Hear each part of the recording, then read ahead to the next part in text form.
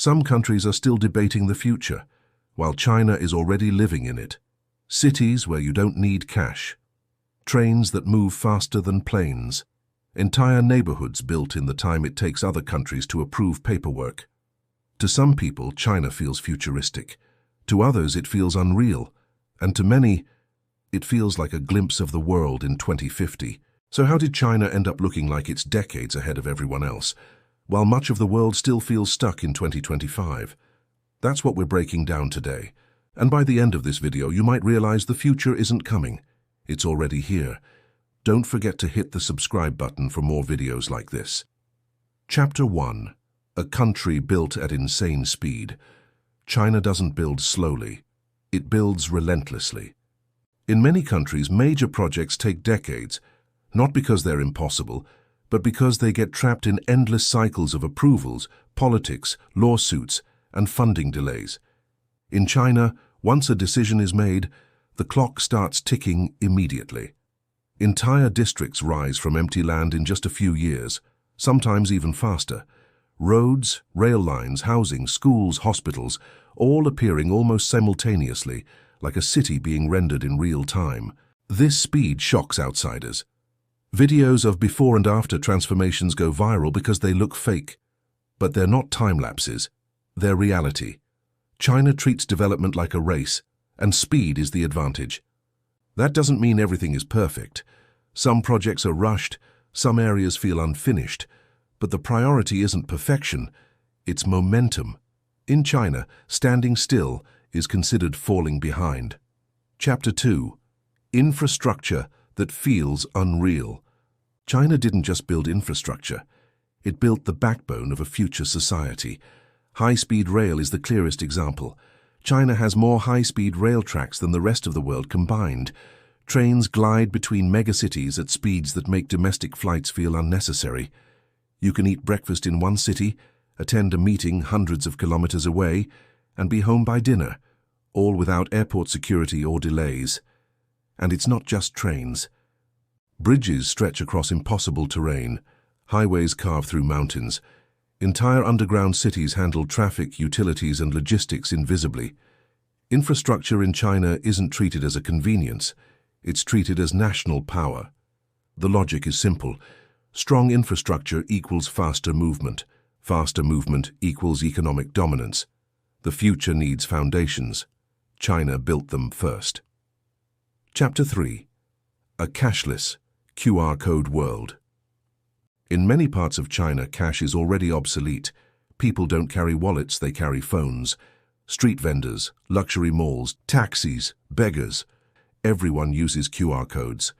One scan pays for food, transport, rent, utilities, shopping, and even government services. This didn't happen slowly. China skipped steps.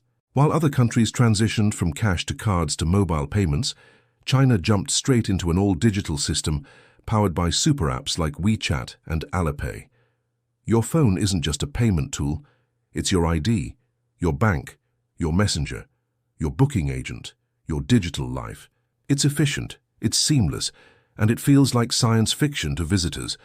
But convenience always comes with trade-offs, and China accepted those trade-offs early.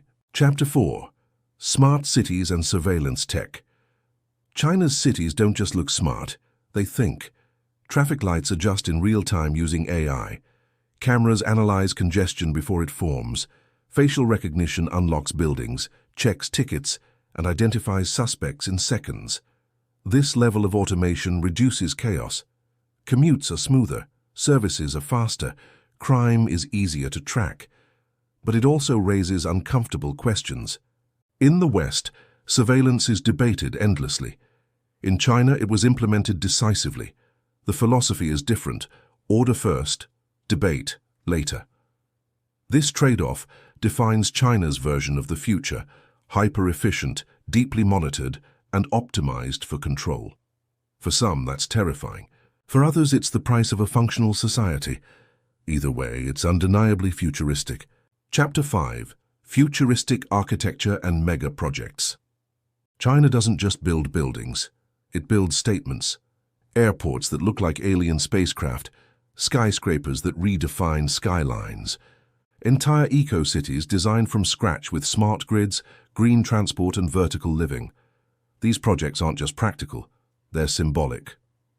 They say this is who we are, this is where we're going. Even when critics call them excessive or unnecessary, they still serve a purpose: inspiration. They create a visual narrative of progress. The future isn't whispered in China, it's displayed in concrete, glass, and steel. Chapter 6. Manufacturing power equals future power. China didn't become futuristic by accident.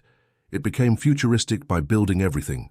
Phones, batteries, EVs, drones, robots, solar panels.